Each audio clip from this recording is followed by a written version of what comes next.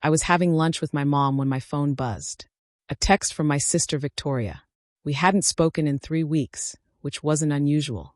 Victoria had always been the golden child, the one who could do no wrong, and I'd learned to accept my role as the family disappointment. But nothing could have prepared me for what I was about to read.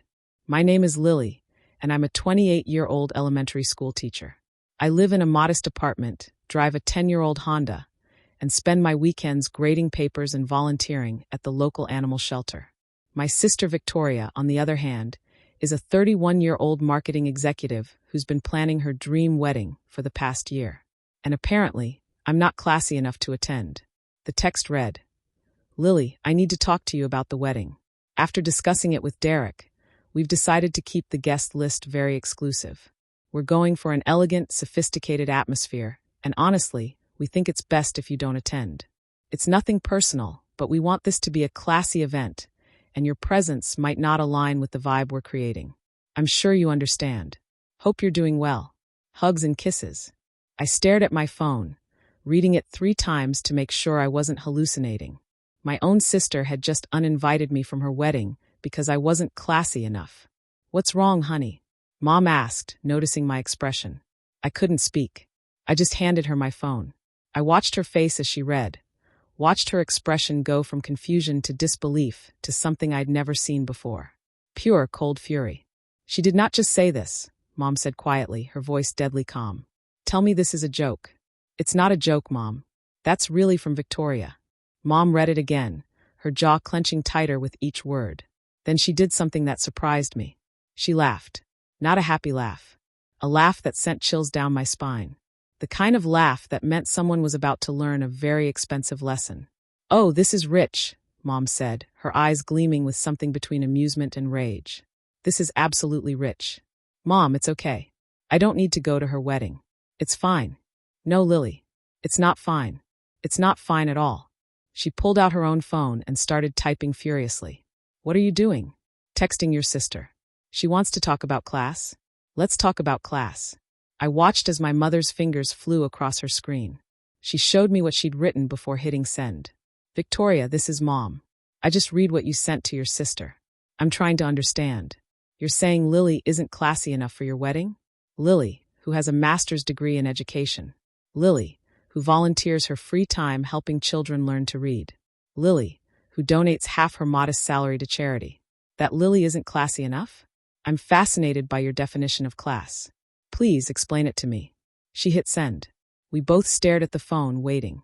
3 dots appeared immediately. Victoria was typing. The response came through.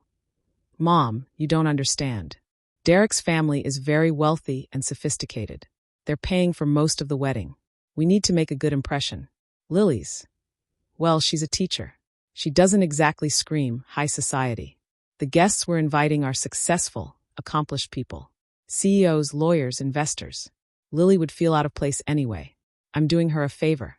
I felt tears stinging my eyes. My own sister thought I was an embarrassment, that my career choice, my life choices, made me somehow less than. But Mom's expression had gone from furious to absolutely lethal. She started typing again, and this time her smile was terrifying. "Victoria, I have one question before we continue this conversation. Who exactly do you think is paying for your wedding?" The 3 dots appeared, then disappeared. Then appeared again. Finally, "Derek's parents are covering most of it, and Derek and I saved up for the rest." "Why?" Mom's laugh this time was genuine. "Oh, sweetheart. We need to talk. In person. You, me, and your father. Tomorrow at noon. Our house. Be there." "Mom, I'm busy tomorrow. The wedding is in 6 weeks, and I have a million things to be there, or there won't be a wedding to plan." She put her phone down and looked at me with the most satisfied expression I'd ever seen on her face. "Mom, what are you doing?" "Something I should have done a long time ago, honey. I'm teaching your sister about real class. And consequences."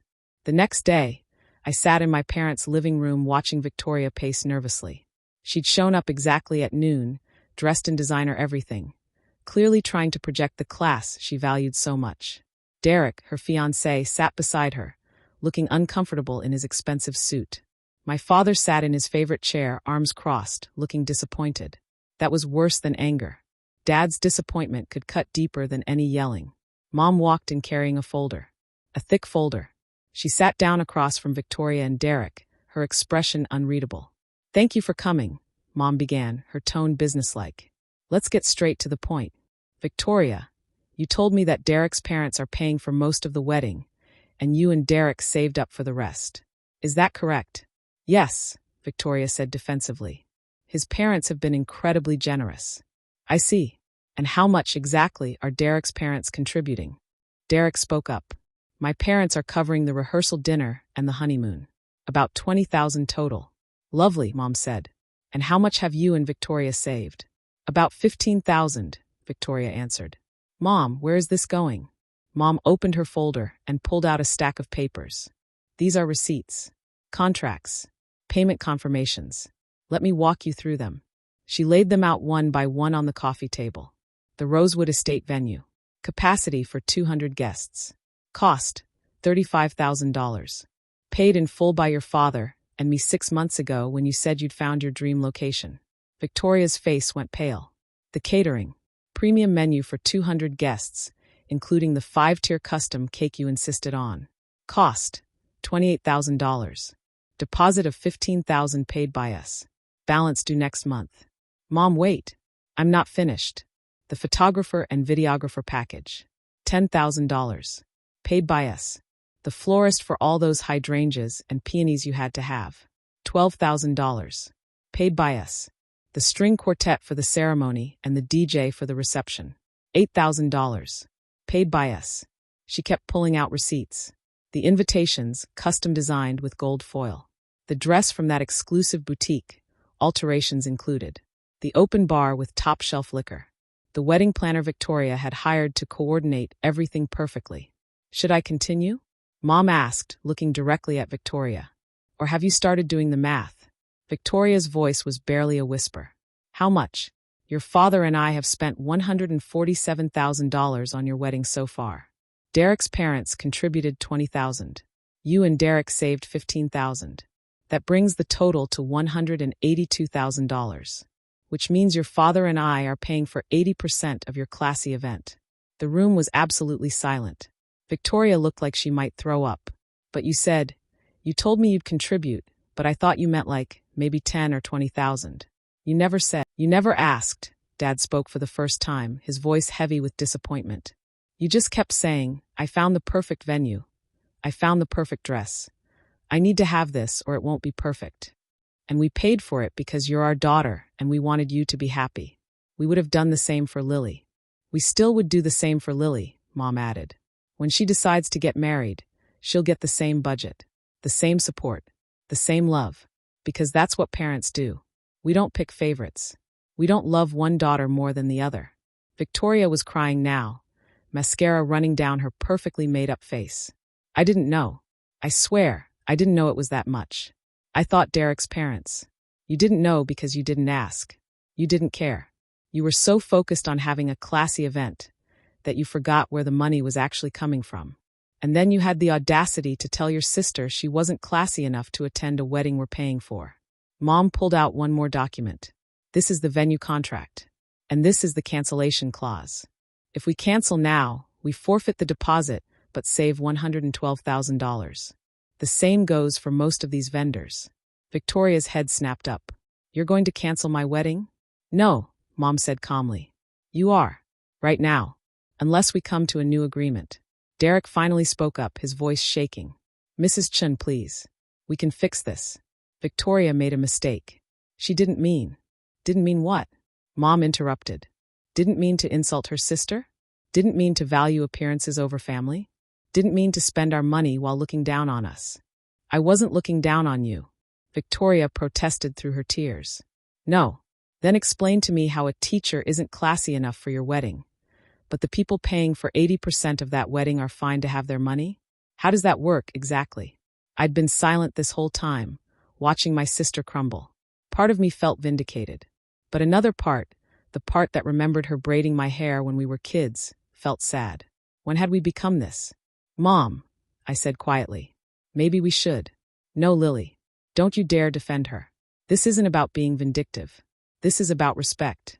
about recognizing what really matters in life. Mom turned back to Victoria. Here's what's going to happen. You have two choices. Choice 1. You apologize to your sister. Sincerely. You call every single person on your guest list and explain that you made a terrible mistake. That family is the most important thing, and that Lily will be attending as an honored guest. Not just attending. She'll be in the wedding party. As your maid of honor. Victoria's eyes widened. But I already asked Marissa to be my maid of honor. Derek's sister. Then you'll have two. Or you'll have Lily and explain to Marissa why. I don't care which. But Lily will stand beside you on that altar, and you will treat her with the respect and love she deserves. And choice 2. Derek asked nervously. Choice 2 is simple. Your father and I withdraw all funding immediately. You can have your classy wedding on Derek's parents' $20,000 and your $15,000 in savings. I'm sure you can find a nice venue for 200 people for $35,000. Oh wait, you can't. So you'll have to cut your guest list to about 40 people. No string quartet. No 5-tier cake. No designer dress. No open bar. But hey, at least it'll still be classy, right? Victoria was sobbing openly now. This isn't fair. You're manipulating me. No, sweetheart. I'm teaching you. There's a difference. You wanted to host an exclusive, classy event.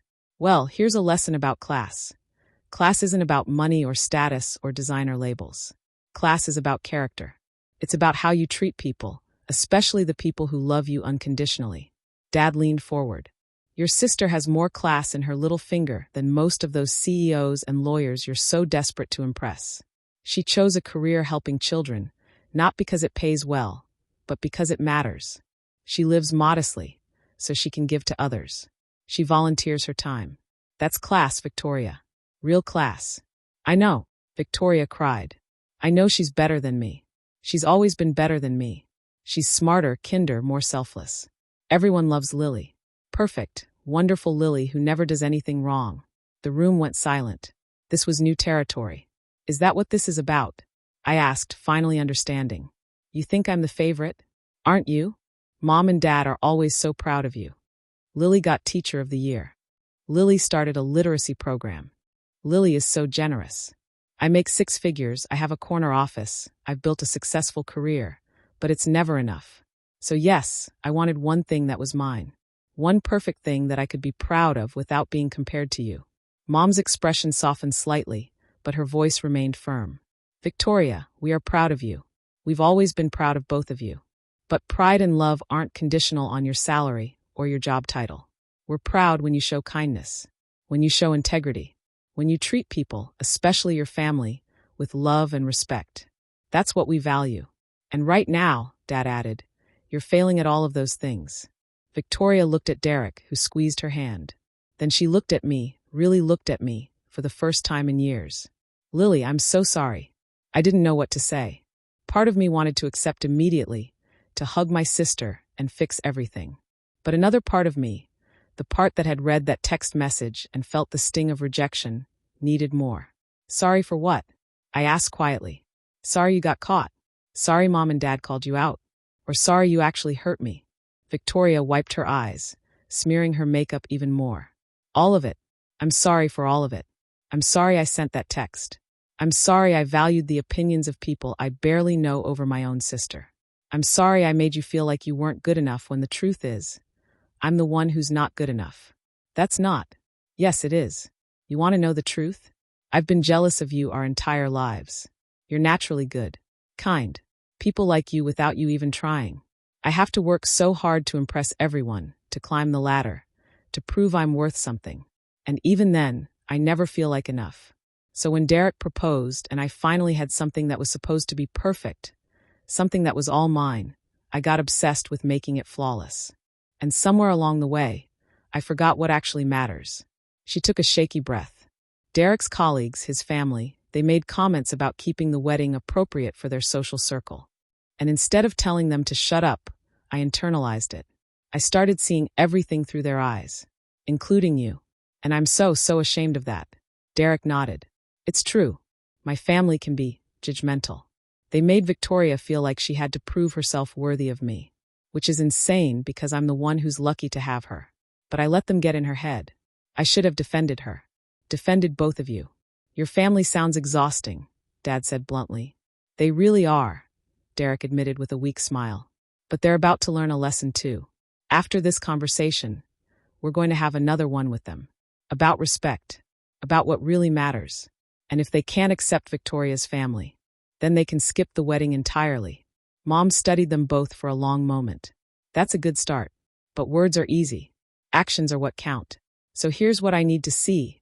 Victoria, you'll call Lily every week. Not out of obligation, but to actually rebuild your relationship.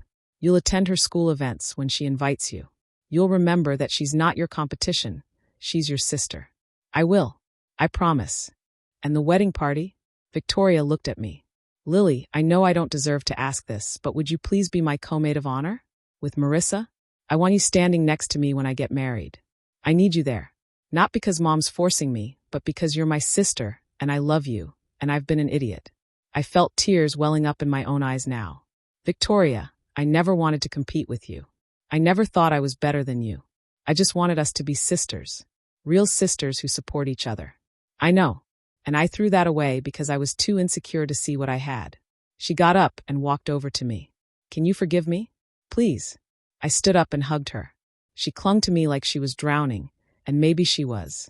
Drowning in expectations and comparisons, and the pressure to be perfect. I forgive you, I whispered. But Victoria, you need to forgive yourself too. You don't have to be perfect. You just have to be real. We stood there for a moment, two sisters finally being honest with each other for the first time in years. When we pulled apart, even Mom was wiping her eyes. Okay, Mom said, her voice thick with emotion. Here's what happens now. The wedding goes forward as planned, but with some changes. Lily is co-maid of honor. And at the reception, Victoria, you're giving a speech. About family. About what really matters. About the difference between class and character. Victoria nodded. I can do that. Good. Because your father and I didn't spend $147,000 so you could perform for Derek's snobby relatives. We did it so our daughter could celebrate the beginning of her marriage surrounded by people who actually love her. 6 weeks later, I stood next to my sister in the bridal suite of the Rosewood estate, helping her into her dress. Marissa, Derek's sister, was on the other side, and surprisingly, the three of us had become friends during the wedding preparation.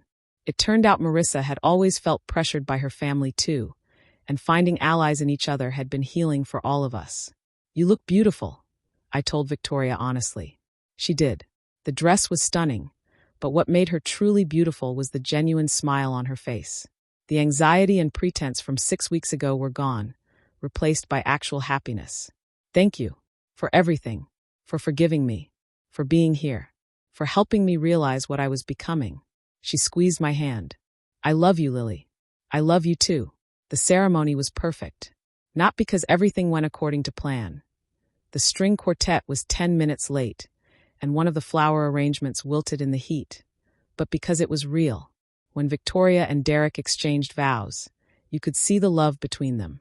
And when Victoria mentioned in her vows that she was grateful for family who taught her what truly matters, she looked directly at me and Mom. But the real moment came at the reception. After the first dance and the cake cutting, Victoria took the microphone for her speech. I want to thank everyone for being here today, she began. Especially my family.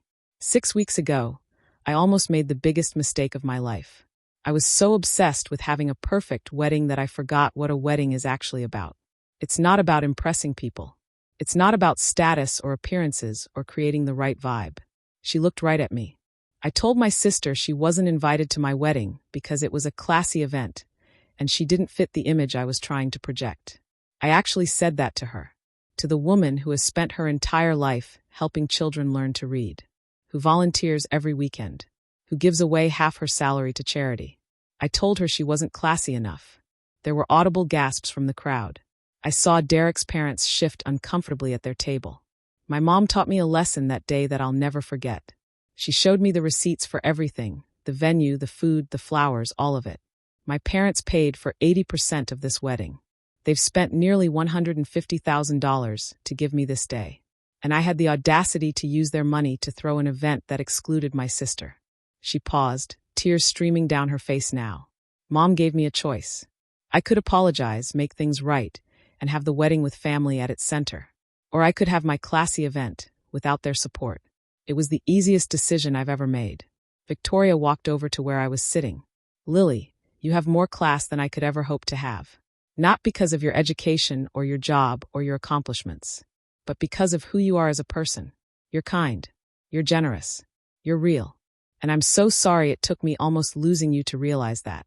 She turned back to the crowd. Here's what I learned. Class isn't about money or status or designer labels.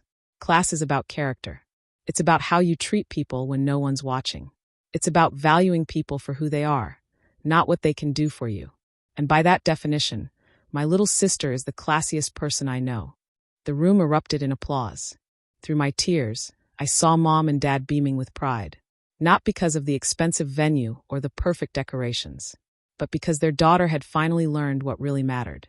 Later, during the dancing, Derek's mother approached me. Your sister's speech was quite something, she said stiffly. Yes, it was. I suppose she was referring to some of the comments we made about the guest list. I suppose she was. She was quiet for a moment. You're a teacher, correct? I am. That's quite admirable. Teaching is an important profession. It wasn't much, but it was something. A crack in the facade. Thank you, I said graciously. The rest of the night was a blur of dancing, laughter, and celebration. Real celebration, not performance. At one point, Victoria pulled me aside on the terrace. Thank you for giving me another chance, she said. That's what sisters do. I'm serious, Lily. I could have lost you. I almost did. And I would have deserved it. But you didn't lose me. You're stuck with me now. Weekly phone calls, remember? She laughed. I'm actually looking forward to them. Me too. We stood there looking at the party through the windows. Our parents were dancing together, looking happy. Derek was talking with Marissa and some of our cousins. Everything felt right in a way it hadn't in years. You know what's funny? Victoria said. This wedding did end up being exactly what I wanted. Just not in the way I originally imagined. What do you mean? I wanted it to be memorable. I wanted people to talk about it. And they will. But not because of the 5-tier cake or the designer dress or the expensive venue. They'll remember it because of what it taught them. What it taught me. That the most valuable things in life can't be bought. They can only be earned through love and respect and genuine connection. I smiled. Look at you getting philosophical. I learned from the best. She bumped my shoulder with hers. Seriously though, Mom was right. You are the classiest person I know. And I'm going to spend the rest of my life trying to be more like you. Victoria, you don't need to be like me. You just need to be yourself. Your real self, not the version you think everyone wants to see. When did you get so wise? I've always been this wise. You just weren't listening. She laughed, and it was genuine. Real. The kind of laugh I remembered from when we were kids, before competition and comparison got in the way. As we walked back inside, I realized something. This whole situation, as painful as it had been, was actually a gift. It had forced us to be honest with each other, to confront the resentments and insecurities we'd been carrying for years. And in doing so, we'd found our way back to each other. Mom was right. She usually was. This wedding wasn't about the money or the venue or the guest list. It was about family, about learning what really matters, about understanding that class isn't something you wear or display. It's something you embody through your actions and your choices.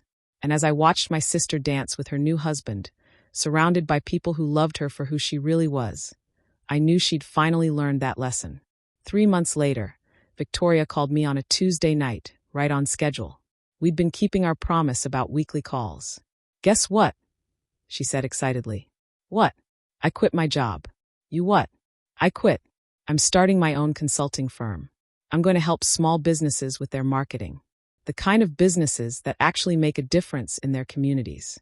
I realized I don't want to work for people who value appearances over substance anymore. I want to do something that matters. I smiled.